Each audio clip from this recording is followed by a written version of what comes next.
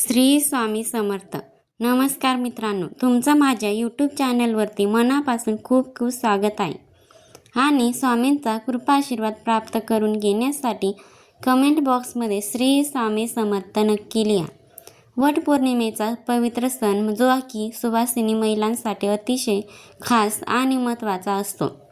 तर यंदा 2026मध्ये वटपौर्णिमा ही 29 जून म्हणजे सोमवार या दिवशी येत आहे. अखंड सौभाग्याची प्राप्ती व्हावी यासाठी वटपौर्णिमेचा व्रत हे केले जाते. या सणाला आपल्या हिंदू धर्मात अत्यंत महत्त्वाचे मानले जाते आणि ज्येष्ठ पौर्णिमेला दरवर्षी वटपौर्णिमा ही साजरी केली जाते. वटपौर्णिमा आपल्या सगळ्या स्त्रियांचा, सगळ्यात महिलांचा अतिशय आवडता सण असतो. कारण ह्या दिवशी आपण अगदी नटून थटून वडाच्या झाडाची पूजाही करत असतो.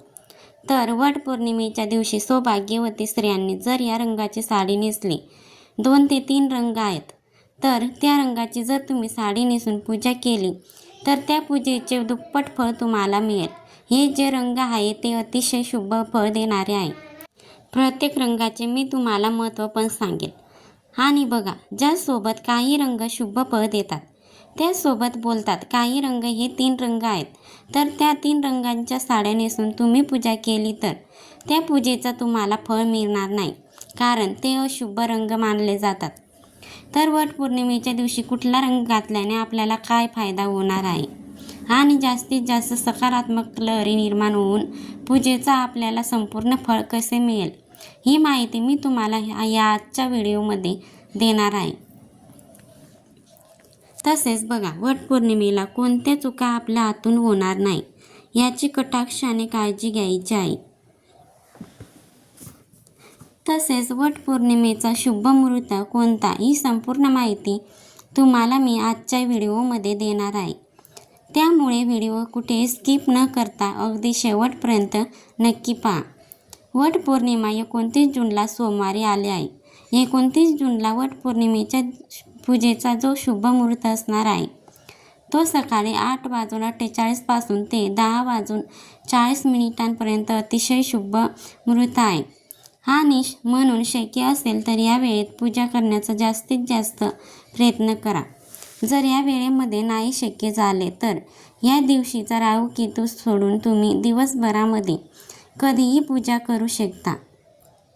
परंतु ज्योतिषशास्त्रानुसार आपण कोणतीही पूजा किंवा सेवा की जर शुभ मुहूर्तावर केली तर ते खूप जास्त पुण्यकारक मानलं जातं.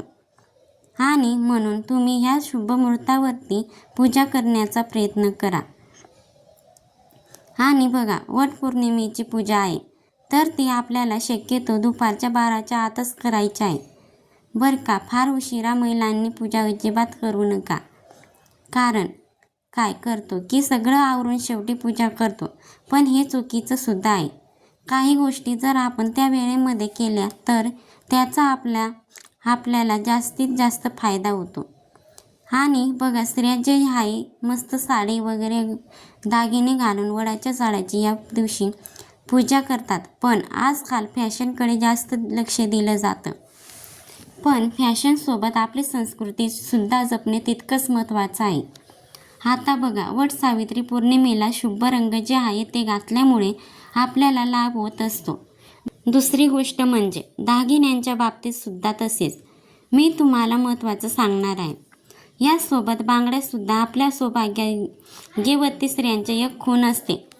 तर ह्या बाबतीत सुद्धा आपल्याला काही नियम पाळले गेले पाहिजे. आता हे जे रंग आहे ते घातल्यामुळे सकारात्मक लहरी ह्या जास्त प्रमाणामध्ये निर्माण होतात आणि पूजेचा फळ आपल्याला मिळत असतो. तर आता कोणता रंग घातल्यामुळे आपल्याला काय त्याचा लाभ होतो हे मी तुम्हाला प्रथम सांगते. नंबर 1, सगळ्यात पहिला आणि महत्त्वाचा रंग म्हणजे हिरवा. देवीला पण आपण ओटी भरतो हिरव्या रंगाची, साडी अर्पण करतो हिरव्या रंगाचा चुडा, बांगड्या आहे तर ते आपण अर्पण करत असतो. वटपौर्णिमेच्या दिवशी जर महिलांनी हिरव्या रंगाची साडी नेसली तर सर्वोत्तम तो रंग जो आहे तो सगळ्यात उत्तम मानला जातो. हिरवा रंग हा सौभाग्याचा प्रतिकारक. हिरवा रंग हा आपला सुख समृद्धी प्रदान करत असतो. बघा, हिरव्या रंगाची साडी घातल्यामुळे आपल्याला आपले सौभाग्य जे आहे ते वाढतं. दुसरी गोष्ट म्हणजे हिरव्या रंगाची साडी किंवा बांगड्या घातल्यामुळे भगवान शंकर जे आहे ते आपल्यावर प्रसन्न होतात. आणि शिवशंकर आणि निसर्गाचं एक जवळचं नातं देखील आहे. तर त्यामुळे आपल्याला श्रावण महिन्यामध्ये बघा, बरेचशा महिला हिरव्या रंगाच्या बांगड्या, हिरव्या रंगाची साडीसुद्धा घालत असतात. तर त्यामुळे हिरव्या रंगाची साडी घातल्यामुळे आपल्या वैवाहिक जीवनामध्ये आणि अडचणी येत नाहीत. पती पत्नीमध्ये प्रेम राहतं आणि आपण ही जर हिरव्या रंगाची साडी नेसून पूजा केली तर त्या पूजेचे आपल्याला संपूर्ण फळ मिळते. त्यामुळे शक्यतो महिलांनी हिरव्या रंगाची साडी नेसावी, त्याचा आपल्याला खूप फायदा होईल.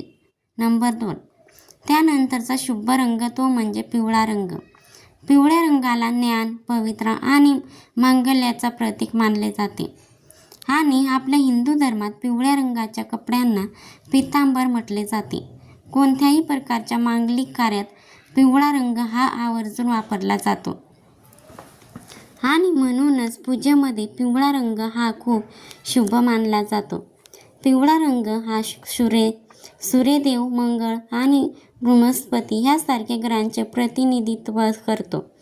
आणि पिवळा रंग परिधान केल्याने आपल्या कुंडलीतला गुरुग्रह हा सुद्धा बलवान होतो. त्याचबरोबर सौभाग्यातील दुसरी सर्वात महत्त्वाची गोष्ट म्हणजे हळद. जसे की आपण हळदी कुंकू म्हणतो आणि त्यातील हळद म्हणजे हळदीला जेवढे महत्त्व आपले हिंदू धर्मात आहे तेवढेच महत्त्व पिवळ्या रंगाला सुद्धा आहे. खरंच तुम्ही शक्य झालं तर यंदा वटपौर्णिमेच्या दिवशी पिवळ्या रंगाची साडी आवश्यक घाला. कारण पौर्णिमेच्या दिवशीसुद्धा आपण भगवान विष्णू आणि माता लक्ष्मीची पूजा करत असतो. आणि भगवान विष्णूंना पिवळा रंग हा अतिशय प्रिय आहे.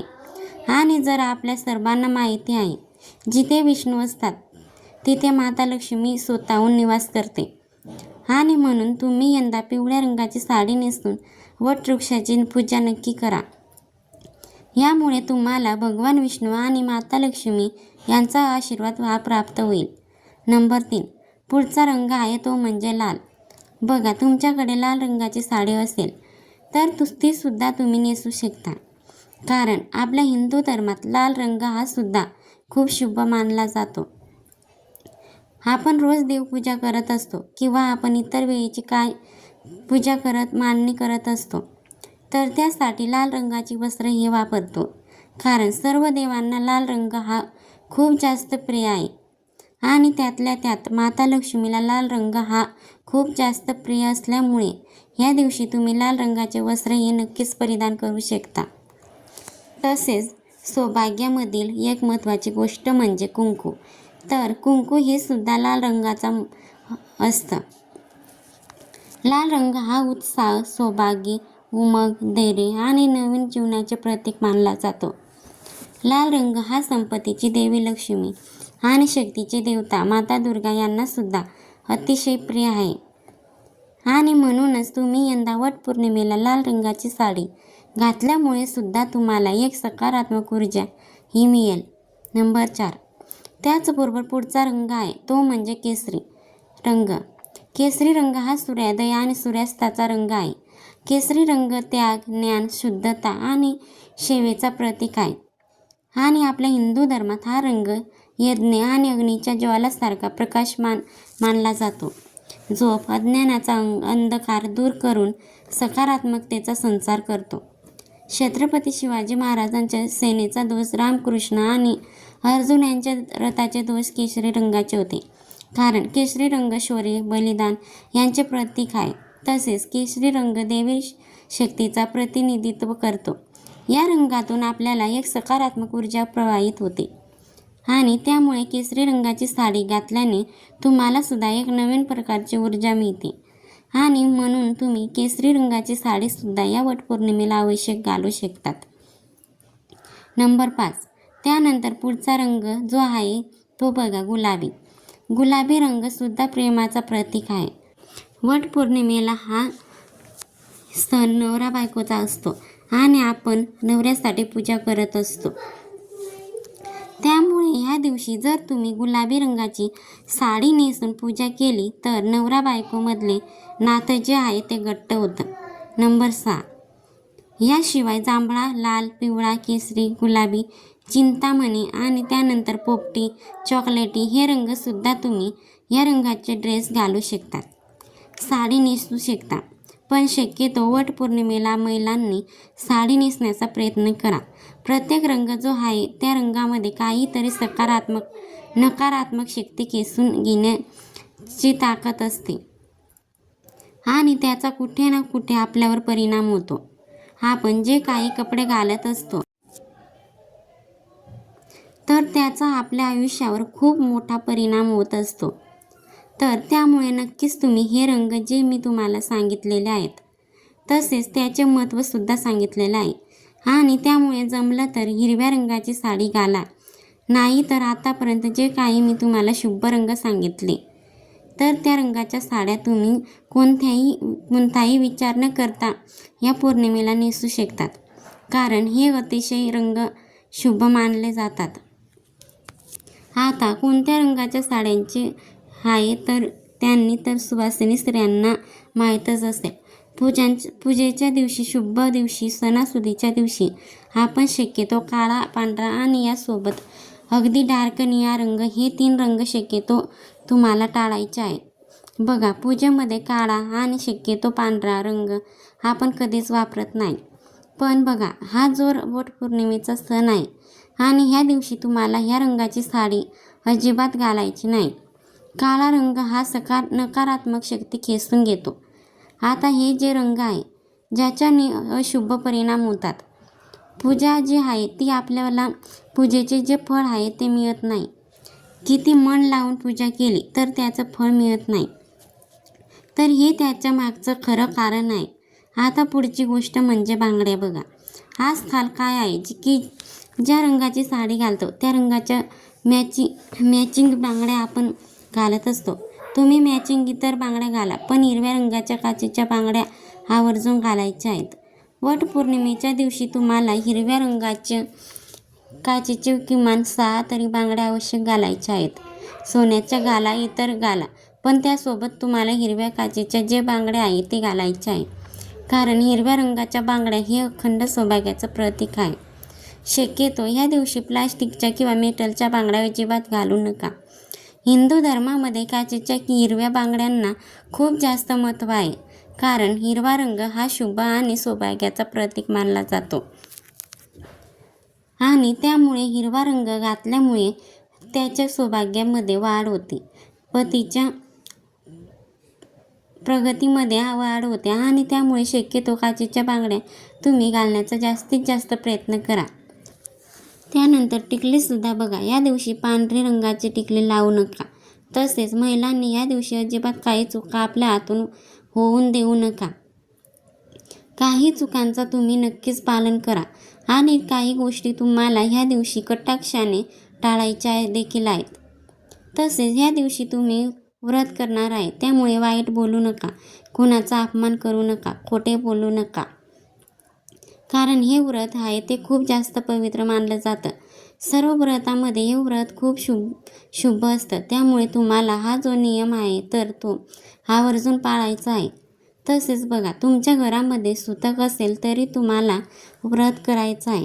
फक्त पूजा करता येणार नाही, तुम्ही दिवसभर व्रत करू शकता. जर स्त्रियांना या दिवशी मासिक धर्म असेल तरीसुद्धा तुम्ही व्रत करू शकता. पण तुम्हाला पूजा करता येणार नाही तर महिलांनो, या वटपौर्णिमेच्या दिवशी नवीनच साडी नेसायची आहे किंवा आपल्या लग्नातील शालू असतो तो तुम्ही नेसला तरी चालेल. हातात हिरवा चुडा घालायचा आहे, आपल्या भांगेमध्ये कुंकू लावायचं आहे, मंगळसूत्र, त्याचबरोबर पायात जोडवे, पैंजण असा साज शृंगार करून तुम्हाला ही पूजा करायची आहे, अशी धार्मिक मान्यता आहे. तर बघा, ही महत्त्वपूर्ण माहिती कशी वाटली, आवडली असेल तर तुमच्या मित्रपरिवारासोबत नक्की शेअर करा आणि लाईक करा. चॅनलवरती नवीन असाल तर चॅनलला सबस्क्राईब करा. श्री स्वामी समर्थ. जय जय स्वामी समर्थ.